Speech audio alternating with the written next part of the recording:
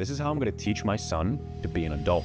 Right when my son turns 12, I'm going to begin charging him rent. Now, it won't be anything crazy. It'll just be $40 to teach him responsibility. But the flip side of that is, if he doesn't pay me the $40 on time, I'm changing the fucking locks. Pretty soon it's the first of the month and my son owes rent. I don't bring it up to him because I wanted to be proactive and responsible. But right when it turns midnight, his rent is officially overdue. I call the locksmith immediately and he changes the locks on my front door and gives me a new set of keys. My son, who doesn't know about this lock change, will go to school the next day not even knowing that he's overdue on rent. But when he comes back that night after soccer practice, he'll try to unlock the door only to realize that his key no longer works. He'll see a sign taped to the door saying, "Son, you were late on rent, therefore I had to change the locks. Once you pay rent, you will be let back into the house." My son, who is unemployed, obviously does not have $40 to pay me in rent, so he will curl up in a ball on the front porch, waiting for the next day to come so that his father can let him in the house. But as my son is sleeping outside, a random homeless man walks by, picks my son up, throws him into his Walmart shopping cart, and takes him back to his tent where he begins to touch my son inappropriately.